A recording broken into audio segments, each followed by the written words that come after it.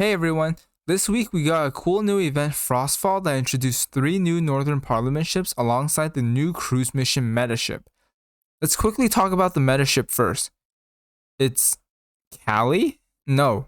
La Galissonnière. I'm gonna just call her Callie. Her firepower is decent, her efficiency is decent, her skills sound kinda cool, and that's where the good ends. I mean, she's a meta ship. Callie looks badass, but realistically, you wouldn't use her unless you like her, or you have nothing else to use. Moving on. The first of the Northern Parliament ships is the elite battleship Sevastopol. She is your typical elite ship. Low base stats and low gun efficiency. The barrage on her first skill is only a 50% activation rate. Like, just why? And sadly, the damage buff on it seems to be tied to it, so that sucks. Her second skill is a little better, giving you a heal, and if you're using other Northern Parliament ships, you could get an evasion buff too.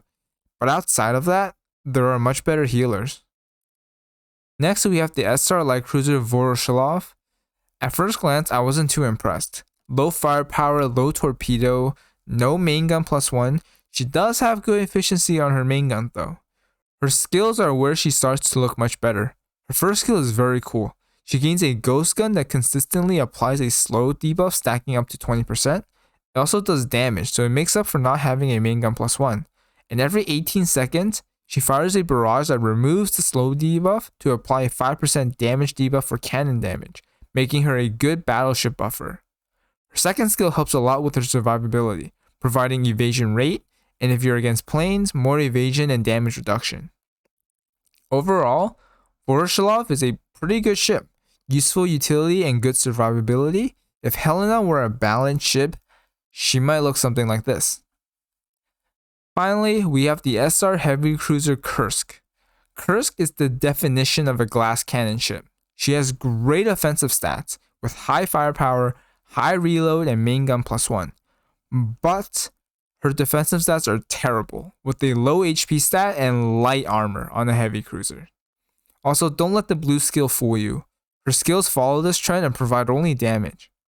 Her first skill provides your usual stat boost. She gains 15% firepower, torpedo, and accuracy permanently if you sortie her alone in the Vanguard. If not, she needs to be constantly sinking enemy ships to maintain the buff. The skill does give her 25% damage reduction, but only if you sortie her alone, which you probably shouldn't. For her second and third skill, honestly, when I read them for the first time and saw seaplanes and submarines in the skill name, I thought to myself, oh no, not like this. Luckily, the skills are not terrible. The seaplanes do a barrage that does damage and randomly applies 2 10% damage debuffs. If they target the same enemy, it can stack to be 20%. Unfortunately, this damage debuff only applies to Kursk's own damage.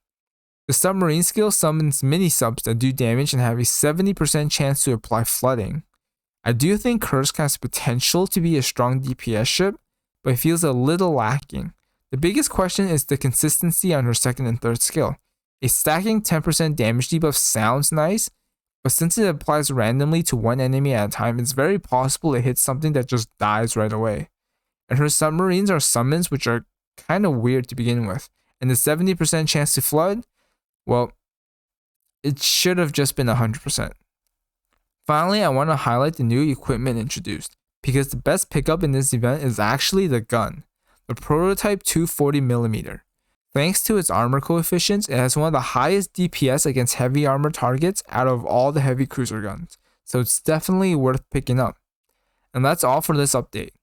Let me know what you think of the new ships in the comments. If you enjoyed, like and subscribe, and I'll see you guys later.